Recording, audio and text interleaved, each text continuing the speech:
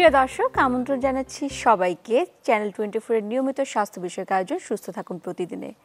দর্শক, আজকে এমন একটি বিষয় নিয়ে কথা বলতে যাচ্ছি যাতে প্রতি বছর বিশ্বে আক্রান্ত হয় 40,000 থেকে 50,000 মানুষ।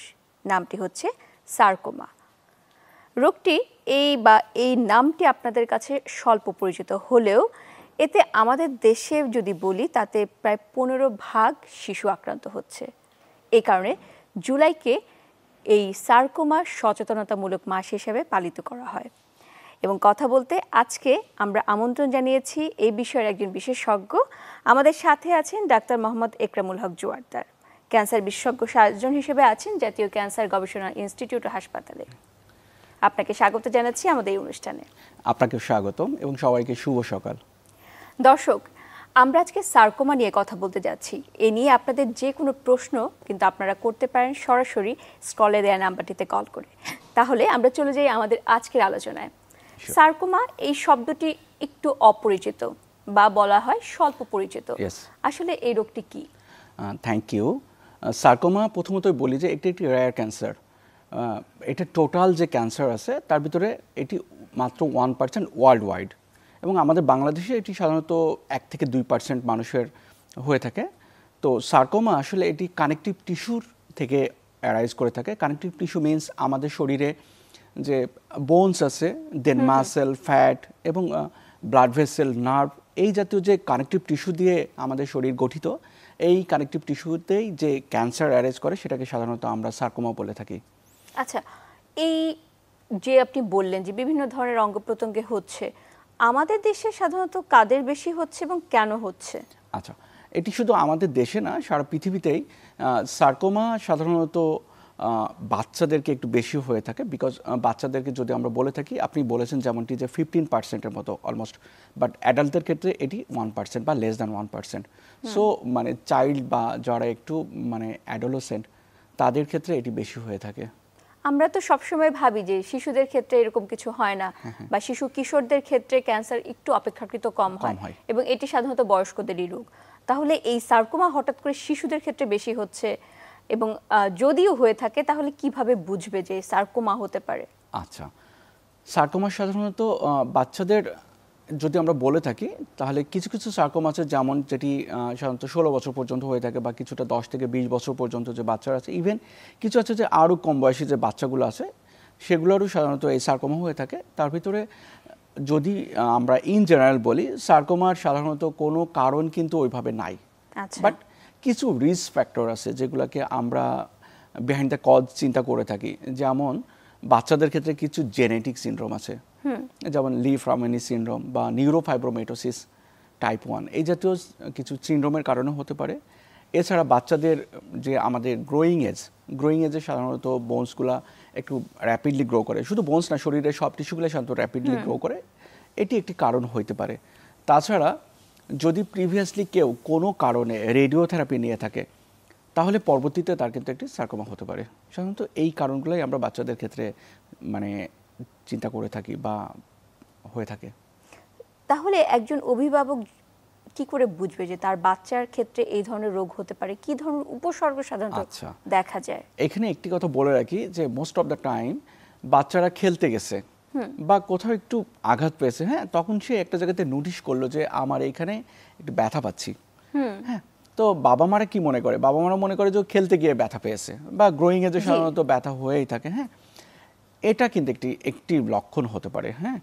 তো ট্রমার কারণে সাধারণত ক্যান্সার হচ্ছে না, বাট ট্রমা ওইটাকে কিন্তু মানে এক্সপোজড করে দিচ্ছে বা অ্যাটেনশন করে দিচ্ছে যে ওইখানে কোনো একটি অ্যাবনর্মালিটি আছে, এইভাবে একটি লক্ষণ প্রকাশিত হতে পারে। কিন্তু মোস্ট অফ দ্য প্যারেন্টসই এখানে ভুল করে এবং তারা ডিলে করে ফেলে, মনে করে যে তার বাচ্চার কোনো কারণে খেলতে গিয়ে ট্রমাটাইজড হয়েছে বা এই কারণে হতে পারে। এছাড়াও আরও কিছু লক্ষণ থাকতে পারে, যেমন একটি অপ্রত্যাশিত কোনো গোটা বা চাকা হতে পারে, যেটি হয়তো খুবই স্লো গ্রোয়িং, কিন্তু এটার একটু প্রবলেম হচ্ছে যে এটি সাধারণত পেইনলেস থাকে, যার কারণে প্রথম দিকে কিন্তু এটাতে অ্যাটেনশন দেওয়া হয় না। এই চাকা হতে পারে। আর বিশেষ করে বোন সার্কোমার ক্ষেত্রে যেটা হয় যে তার ব্যথা করে, এবং সেটা হচ্ছে খুব মানে সিভিয়ার পেন হয়, এবং রাত্রের বেলায় এই ব্যথাটা সাধারণত বেড়ে যায়। এইগুলো লক্ষণ দেখেই কিন্তু বোঝা যেতে পারে যে তার মানে সার্কোমা বা কোনো অ্যাবনর্মাল কিছু হচ্ছে। আপনি তো বলছিলেন যে রাতের বেলা বেশি বেড়ে যায়, অনেক বাচ্চাদেরকে আমরা দেখি যে রাতের বেলা ব্যথা বেশি বেড়ে যাচ্ছে এবং পরবর্তীতে চিকিৎসকের কাছে নেওয়া হলে বলে যে না এটা তেমন কিছু না, এটা স্বাভাবিক একটি প্রক্রিয়া। তো এই ক্ষেত্রে কি পার্থক্য করার কোনো উপায় আছে? অবশ্যই। এখানে ডিফারেন্সিয়েট করতে হলে দেখতে হবে যে ওই ব্যথার সাথে অ্যাসোসিয়েটেড কোনো গোটা বা চাকা আছে কিনা। হ্যাঁ, ইনিশিয়ালি হয়তো খুব নেগলিজেবল থাকতে পারে, বাট সময়ের সাথে সাথে কিন্তু ওটা বেড়ে যায়, এবং যদি এটি র্যাপিড গ্রোয়িং হয় তো অবশ্যই অবশ্যই এটাকে অ্যাটেনশন দিতে হবে এবং একজন স্পেশালিস্ট ডক্টরের কাছে এটাকে নিয়ে যেতে হবে। জি অবশ্যই। তো বিভিন্ন ধরনের ক্যান্সারে তো আমরা দেখি যে সেক্ষেত্রে ব্যথা খুব একটা দেখা যায় না, বা দেখা গেলেও অনেক অনেক পরে দেখা যায়। আবার সার্কোমার ক্ষেত্রে আপনি বলছেন যে এখানে ব্যথা প্রথম দিকেই থাকে, তাহলে এই যে পার্থক্যটা বা বিশেষত্বটা কি, সার্কোমার ক্ষেত্রে কি এমন ব্যাপার রয়েছে যেটা অন্যান্য ক্যান্সার থেকে কি আলাদা করছে? আচ্ছা, এখানে একটু বলে নেই যে সার্কোমা, আপনি জানেন যে মোর দ্যান 100 টাইপসের সার্কোমা কিন্তু আছে। হ্যাঁ, তো সার্কোমাকে যদি আমরা একদম প্রথমেই একটু ক্লাসিফাই করি, মানে মোটা দাগে আর কি, তাহলে আমরা সাধারণত দুই ভাগে করতে পারি। একটি হচ্ছে বোন সার্কোমা, যেটাকে সাধারণত বোনস থেকে অ্যারাইজ করতেছে, আরেকটি সফট টিস্যু সার্কোমা, মানে আদার দ্যান যে কানেকটিভ টিস্যু আছে সেগুলোতে যে সার্কোমা হচ্ছে সেটাকে আমরা সফট টিস্যু সার্কোমা বলে থাকি। এবং দুই ধরনের সার্কোমার কিন্তু দুই ধরনের প্রেজেন্টেশন। আমি যেটা বলেছি এটা সাধারণত বোন সার্কোমার ক্ষেত্রে কিন্তু পেইন হয়, আচ্ছা, এবং সেই পেইনটা রাত্রেবেলা বাড়ে। বাট যদি সফট টিস্যু সার্কোমা হয় তাহলে কিন্তু ইনিশিয়ালি কোনো সিমটম থাকে না, এটি জাস্ট একটি গ্রোয়িং একটা চাকা বা গোটা, এটা নিয়েই প্রেজেন্ট করে। এবং এটি কখন ব্যথা করে, যখন সেটা অনেক বেশি বড় হয়ে যাচ্ছে, এটি সারাউন্ডিং স্ট্রাকচারকে প্রেশারাইজ করতেছে, ইভেন এটা নার্ভকে প্রেশার দিচ্ছে, তখন কিন্তু আসলে পেইন হয়। তো সুতরাং পেনের ভিতরে কিন্তু একটি ডিফারেন্স আছে। তো এই যে সফট টিস্যু সার্কোমার কথা আপনি বলছিলেন, এইগুলো কিভাবে বুঝতে হবে? যেমন আপনি চাকার কথাই বলছেন, কিন্তু সাধারণত বাইরে থেকে অনেক সময় বোঝা যায় না যে চাকা আছে কিনা, যদি না সেটি হাতে লাগে, তাহলে কিভাবে বুঝবে একজন? বিশেষ করে শিশুরা তো অনেক ক্ষেত্রেই বুঝতেই পারে না। এখন সফট টিস্যু সার্কোমা কিন্তু শরীরের যে কোনো জায়গাতেই হতে পারে। হ্যাঁ, তো তাছাড়াও কিছু স্পেসিফিক জায়গাতে একটু বেশি হয়, যেমন লিম্বসগুলোতে, হাতে এবং পায়ে এটি বেশি হতে পারে। তাছাড়া এটি কাঁধ এবং স্কাল রিজনেও কিন্তু এটি হতে পারে। এছাড়া আরেকটি ভ্যারাইটি আছে যেটা হচ্ছে পেটের ভিতরে কিছু সার্কোমা হয়ে থাকে, যেটাকে আমরা সাধারণত লিওমায়োসার্কোমা বলে থাকি, বা আরেকটি হচ্ছে যে আপনার রেট্রোপেরিটোনিয়াল সার্কোমা, যেটি সাধারণত একদম পেটের ভিতরে এবং নিচের দিকে থাকে। হ্যাঁ, তো সার্কোমা, যে কোনো সফট টিস্যু সার্কোমা প্রথম দিকে একটি চাকা অনুভূত হতে পারে, তারপরে গ্র্যাজুয়ালি যখন দেখা যাচ্ছে যে এটি র্যাপিডলি গ্রো করতেছে, তারপরে এটা ক্যারেক্টারিস্টিক্স একটু অন্য ধরনের চাকা থেকে ডিফারেন্ট। কিন্তু বলে রাখি যে সফট টিস্যু টিউমার যদি মানে শরীরের বাইরের দিকে কোথাও থাকে, এটি সফট টিস্যু টিউমার হলেই যে এটি ক্যান্সার এমনটি কিন্তু নয়। বিনাইন টাইপসের কিছু ক্যান্সারও যেমন হয়ে থাকে, যেমন লাইপোমা, ফাইব্রোমা, ইভেন সিবাসিয়াস সিস্ট, সেটাও কিন্তু একটি চাকার মতোই কিন্তু হয়। বাট এই দুটো ডিফারেন্সিয়েট করতে জানতে হবে, এবং এই ডিফারেন্সিয়েট কিন্তু একজন এক্সপার্ট ফিজিশিয়ানই কিন্তু এটা করতে পারবে। হ্যাঁ, তো সেই ক্ষেত্রে বোঝার উপায় হচ্ছে যে এই ক্যারেক্টারিস্টিক্স দেখতে হবে কিছু, যেমন এটি যদি র্যাপিডলি গ্রোয়িং হয়, ইভেন এটি যদি হার্ড ইন কনসিস্টেন্সি হয়, রেস্ট্রিক্টেড মোবিলিটি হয়। বিনাইন টিউমারগুলো কিন্তু ফ্রিলি মানে মোবাইল হয়, এটি ল্যাটারাল সাইডে বা অ্যাপ অফ ডাউনওয়ার্ডস এটা মুভ করে। বাট সার্কোমাগুলো কিন্তু বড় হওয়ার সাথে সাথে এটা রেস্ট্রিক্টেড মোবিলিটি হয়, এটা একটি কারণ।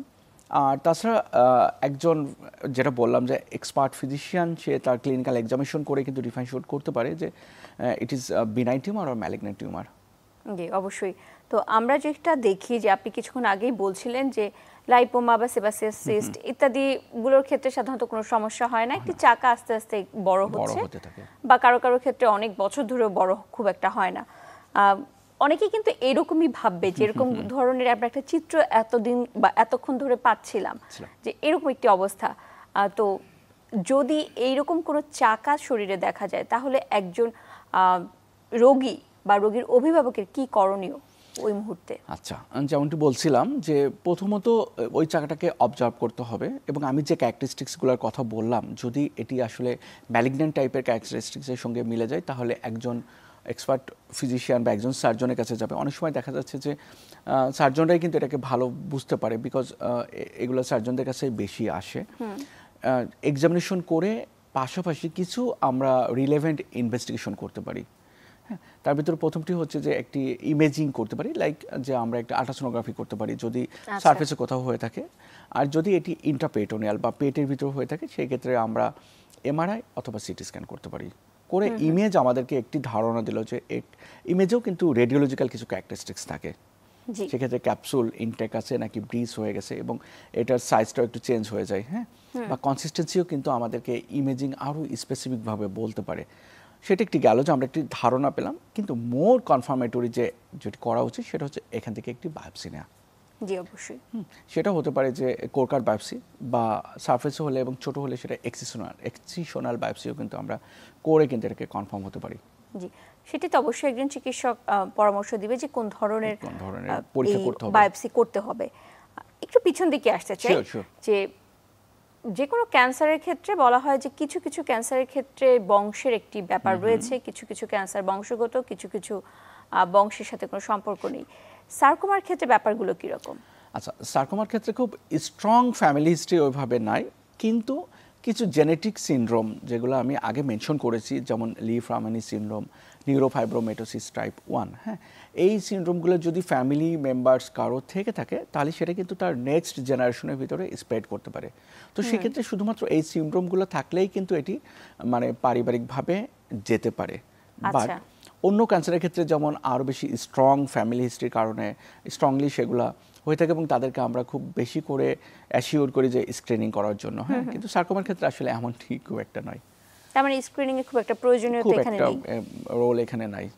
আপনি বলছিলেন যে প্রায় 100 ধরনের সার্কোমা হতে পারে, সবচেয়ে বেশি কোন ধরনগুলো আমরা দেখতে পাই? আচ্ছা, এটি কিন্তু ডিফারেন্ট মানে ডিপেন্ডস করে যে একটি পেশেন্টের এজের উপরে। যেমন বাচ্চাদের এক ধরনের সার্কোমা বেশি হয়ে থাকে, অ্যাডাল্টদের আরেক ধরনের সার্কোমা বেশি হয়ে থাকে।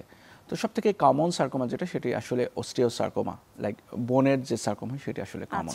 এটি মূলত অ্যাডাল্টদের হয়, বাচ্চাদেরও হয়। আর এছাড়াও বাচ্চাদেরকে আরেকটি ধরনের সার্কোমা হয়ে থাকে যেটি হচ্ছে আমরা ইউইং সার্কোমা বলে থাকি, এটা বাচ্চাদের কমন হয়ে থাকে। জি, তো এই ক্ষেত্রে কি এই দুই ধরনের সার্কোমার মধ্যে কোনো পার্থক্য আছে উপসর্গ ভিত্তিক?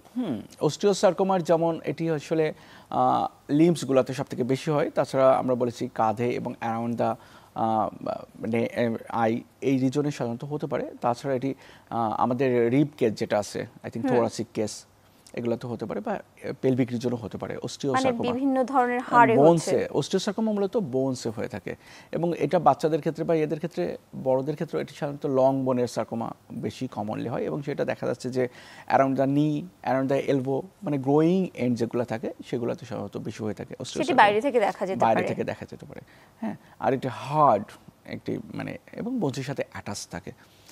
আর যেটা আমরা বলছিলাম ইউইং সার্কোমা, এটা আসলে বাচ্চাদের বেশি হয়ে থাকে।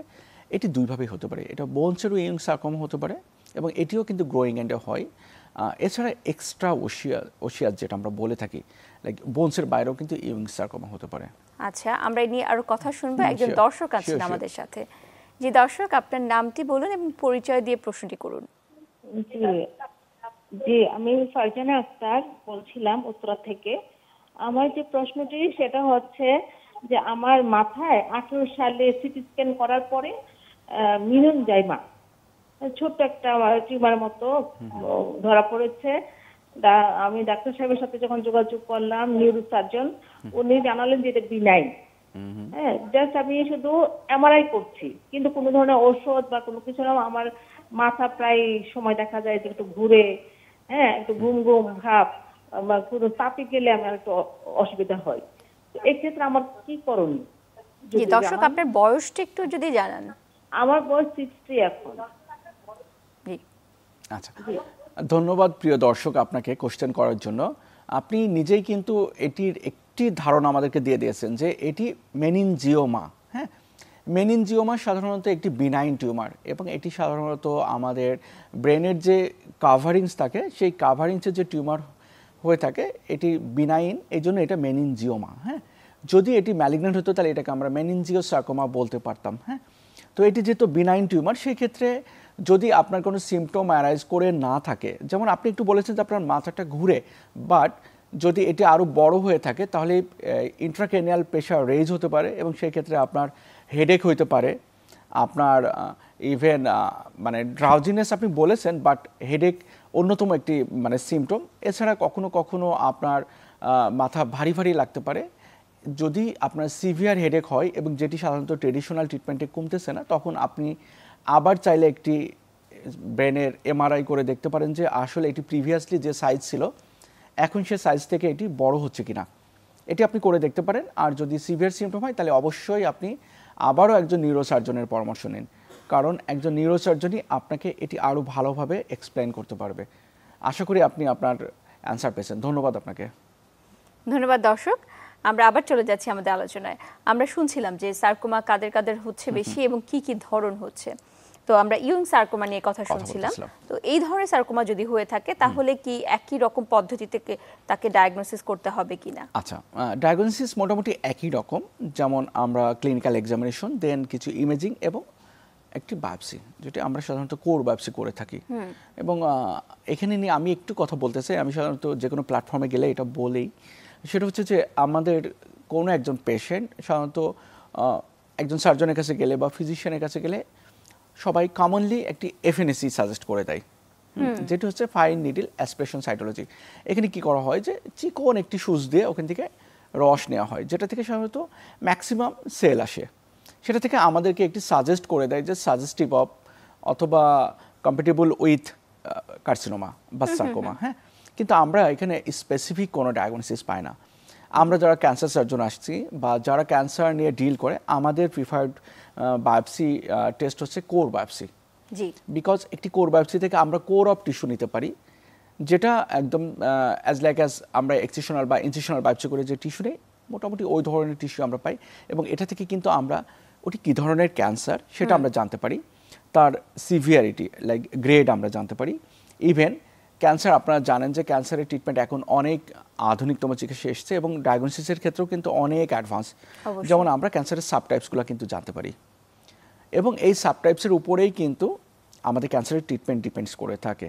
তো সেই ক্ষেত্রে ইয়ং সার্কোমা নিয়ে আমরা কথা বলতেছিলাম। আমরা সাধারণত একটি কোর বায়োপসি করে থাকি, যেটা থেকে প্রথমে আমরা হিস্টোপ্যাথোলজি করে ইয়ং সার্কোমার একটি আমরা ধারণা পাই বা আমরা ডায়াগনোসিস পাই। কিন্তু আমরা এটা থেকে আবার ইমিউনোহিস্টোকেমিস্ট্রি করে আরও কিছু স্পেসিফিক মার্কার আছে বা প্যানেল আছে, ইমিউনোহিস্টোকেমিস্ট্রি প্যানেল, এগুলো দিয়ে কিন্তু আমরা একদম কনফার্ম হয়ে যেতে পারি ইয়ং সার্কোমা।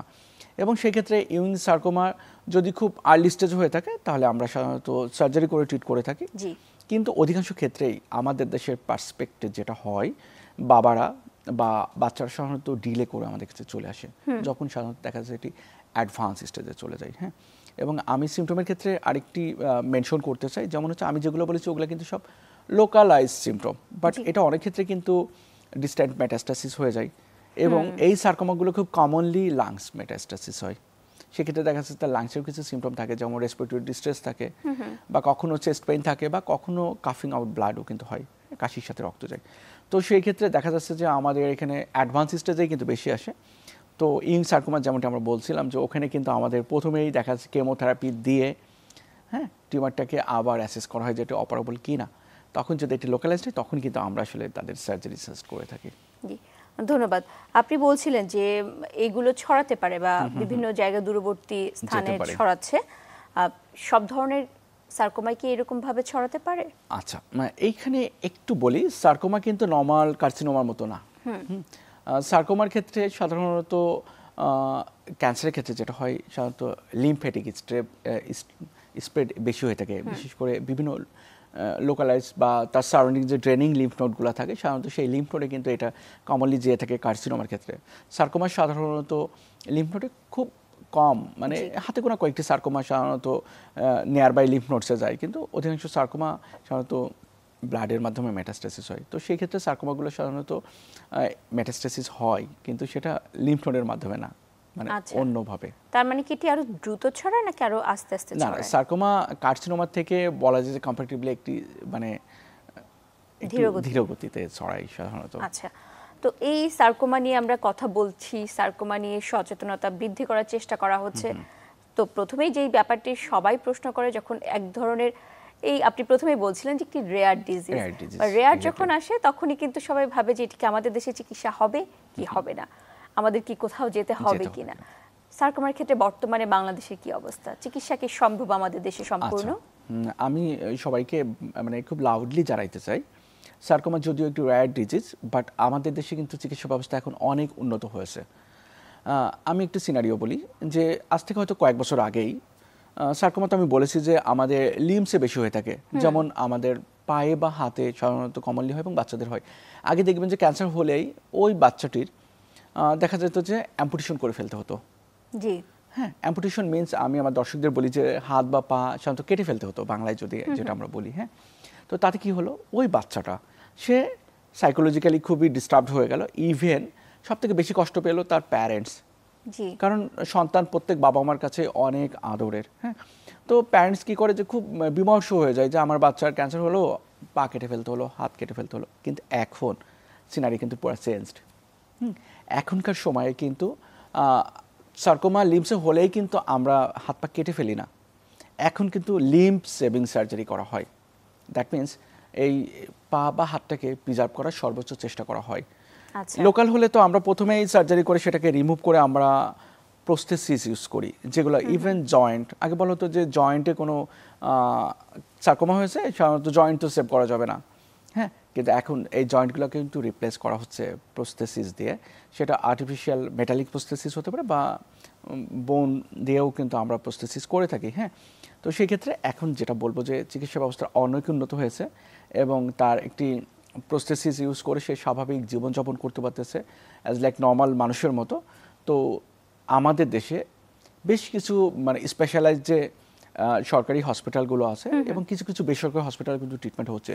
যদি আমি আমার দর্শকদের জন্য একটু মেনশন করতে চাই, আমি যে প্রতিষ্ঠানে আছি, যে জাতীয় ক্যান্সার গবেষণা ইনস্টিটিউট ও হাসপাতাল মহাখালী ঢাকা, এখানে কিন্তু নিয়মিত সার্কোমার ট্রিটমেন্ট হচ্ছে এবং সেখানে কিন্তু একটি আমাদের বিশেষজ্ঞ প্যানেল আছে। হ্যাঁ, আচ্ছা, এবং ক্যান্সার, সার্কোমা তো একটা ক্যান্সার, যে কোনো ক্যান্সারের ট্রিটমেন্টই কিন্তু ইন্ডিভিজুয়ালাইজড না, এটা কিন্তু একটি মাল্টিডিসিপ্লিনারি টিম। হ্যাঁ, তো আমাদের এখানেও কিন্তু একটি মাল্টিডিসিপ্লিনারি টিম আছে। আমাদের এখানে টিউমার বোর্ড করা হয়, পেশেন্টদেরকে অ্যাসেস করা হয়, ট্রিটমেন্ট মডালিটি ঠিক করা হয়, করে তার জন্য যে ট্রিটমেন্ট দরকার সেটা কিন্তু করা হয়। যদি কোনো রোগীর আগে কেমোথেরাপি লাগে তাহলে কিন্তু আমরা নিউঅ্যাডজুভেন্ট কেমোথেরাপি দেই, তারপরে তার সার্জারি করি। আবার যেটি সার্জারি করা দরকার আমরা কিন্তু প্রথমে সার্জারি করতেছি। এছাড়াও আরও কিছু হসপিটাল আছে, যেমন বাংলাদেশ মেডিকেল ইউনিভার্সিটি যেটা পিজি হসপিটাল, এখানেও কিন্তু করা হচ্ছে। দেন আমাদের যে সিএমএইচ আছে, এছাড়াও আরও কিছু বেসরকারি হসপিটালেও কিন্তু আধুনিকতম চিকিৎসা অ্যাভেলেবল। জি। সেই আশায় আমরা করছি যে আমাদের দেশ আস্তে আস্তে চিকিৎসার ক্ষেত্রে আরো অগ্রগতি হবে। আমরা এখন একটি বিরতিতে যাব, বিরতির পর আবার এই নিয়ে কথা হবে। প্রিয় দর্শক, সুস্থ থাকুন প্রতিদিন থেকে যাচ্ছে একটা ছোট্ট বিরতিতে, ফিরবো একটু পরেই, সাথেই থাকুন।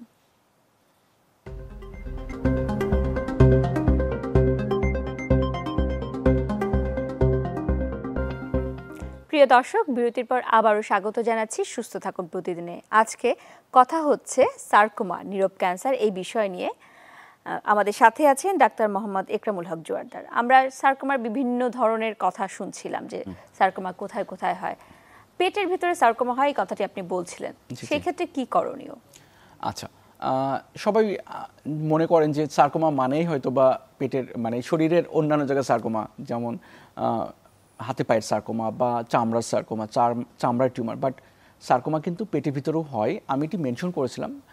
কিন্তু পেটের ভিতরে শুধু এক ধরনের সার্কোমাই কিন্তু হয় না, পেটের ভিতরে বিভিন্ন ধরনের সার্কোমা হতে পারে। যেমন আমাদের হতে পারে যে লিওমায় সার্কোমা একটি হতে পারে, বা যেটাকে আমরা রেট্রোপেরিটোনাল সার্কোমা বলে থাকি, যে সেটি সাধারণত পেটের ভিতরে পিছনের দিকে হয়ে থাকে, যেটি একটি মানে অ্যাগ্রেসিভ টিউমার। এছাড়াও আরেকটি সার্কোমা, যেমন আমরা আমাদের জিআইটি বা গ্যাস্ট্রোইন্টেস্টাইনাল ট্রাক্ট, লাইক আমাদের পাকস্থলী, দেন আমাদের স্মল গাট বা লার্জ গাট, হ্যাঁ, এগুলো তো কোলন বা জিআইটি, এগুলোতে কি সার্কোমা হয়? আসলে মনে করে যে এগুলোতে সার্কোমা হয় না, এগুলোতেও কিন্তু এক ধরনের সার্কোমা হয়, যেটাকে আমরা সাধারণত জিস্ট বলে থাকি বা গ্যাস্ট্রোইন্টেস্টাইনাল স্ট্রোমাল টিউমার, এটিও কিন্তু এক ধরনের সার্কোমা। আচ্ছা, হ্যাঁ, তো এটা সাধারণত সার্কোমা মানেই তো solid tumour, connective tissue, but GIT থেকেও কিন্তু সার্কোমা হতে পারে, এবং যেটি সাধারণত যদি আর্লি স্টেজ আমরা ডিটেক্ট করতে পারি তাহলে কিন্তু এটির প্রগনোসিস অনেক ভালো, ফেইথ অনেক ভালো। কিন্তু অনেক সময় দেখা যাচ্ছে যে আমরা অসচেতনতা বা অজ্ঞতার কারণে সাধারণত আমরা ডিলে করে ফেলি, তখন কিন্তু এটি আসলে প্রথমেই সার্জারি করা যায় না এবং এটার তখন মানে ফেটটা একটু খারাপ হয়।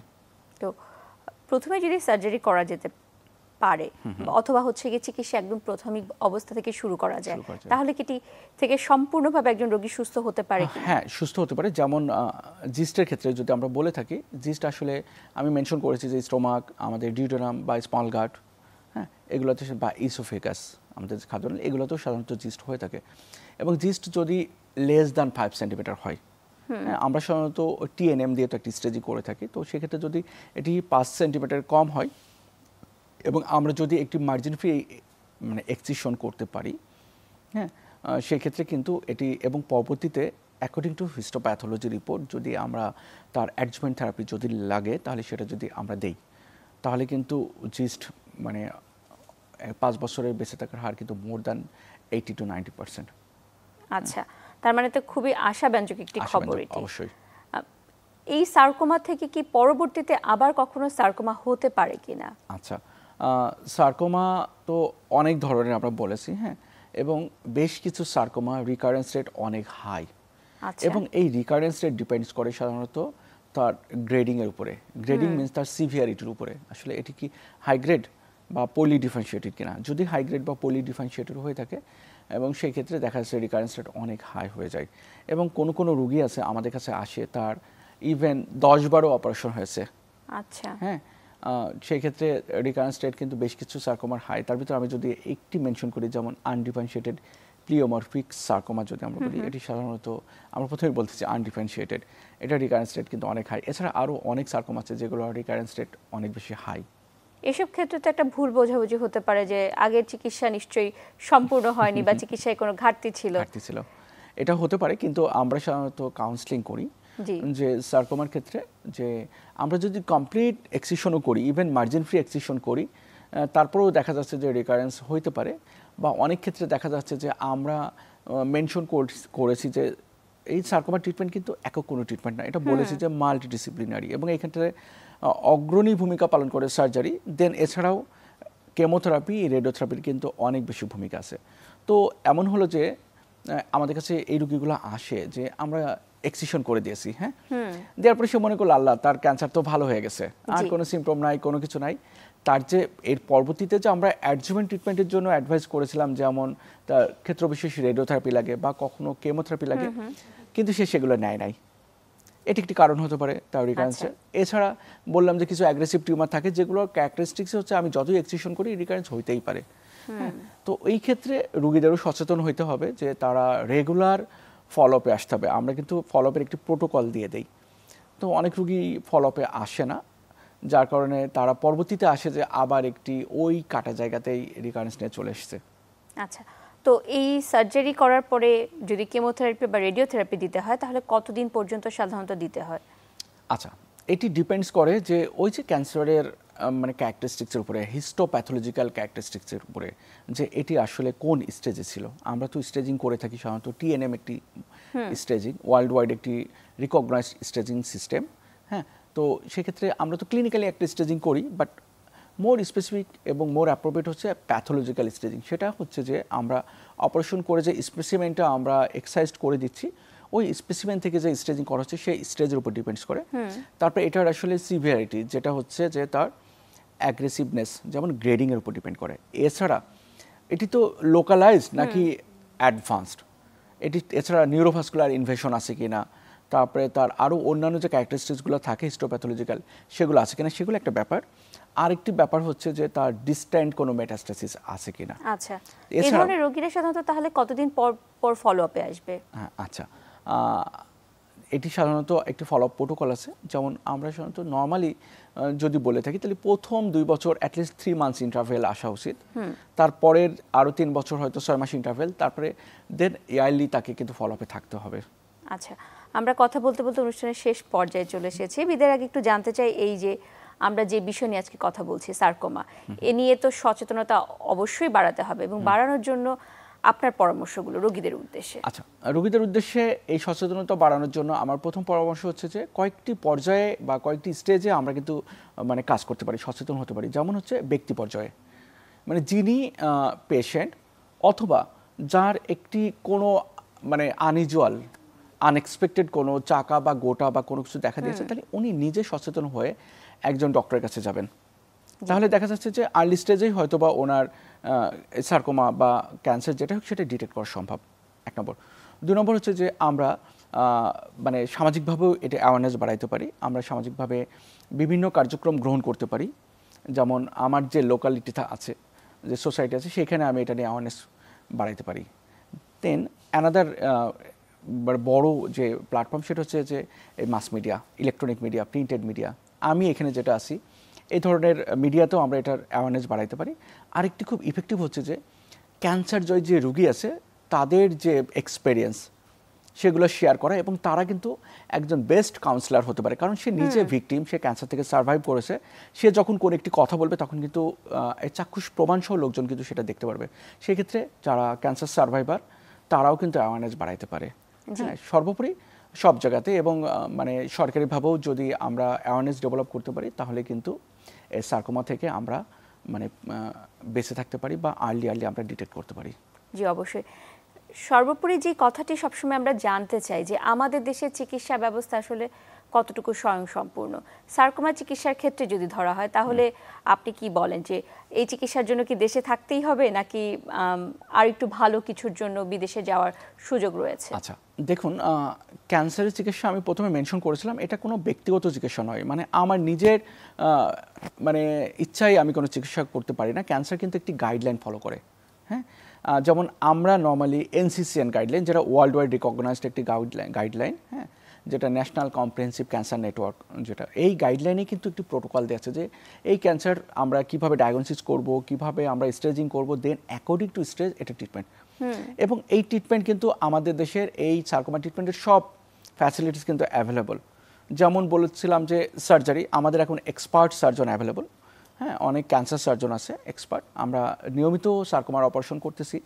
দেন আমাদের মানে অন্যান্য যে আমাদের colleague like medical oncologist, radiation oncologist, ওরাও অনেক এক্সপার্ট এবং অ্যাভেলেবল। আরেকটি যেটা বলছিলাম যে ওয়ার্ল্ড ওয়াইড রিকগনাইজড ট্রিটমেন্ট, যেটা হচ্ছে লিম্ব সেভিং সার্জারি, সেটা কিন্তু আমাদের দেশে অ্যাভেলেবল হচ্ছে। এবং রোগ নির্ণয়ের ক্ষেত্রে আধুনিকতম যেসব চিকিৎসা পদ্ধতি সবই কিন্তু আমাদের দেশে অ্যাভেলেবল। আপনাকে অসংখ্য ধন্যবাদ আপনার মূল্যবান সময় থেকে আজকে আমাদেরকে সময় দেওয়ার জন্য। আপনাকেও ধন্যবাদ, এবং ধন্যবাদ আমার দর্শক শ্রোতাদেরকে। দর্শক, আজকে এখানেই বিদায় নিচ্ছি। ভালো থাকুন, সুস্থ থাকুন।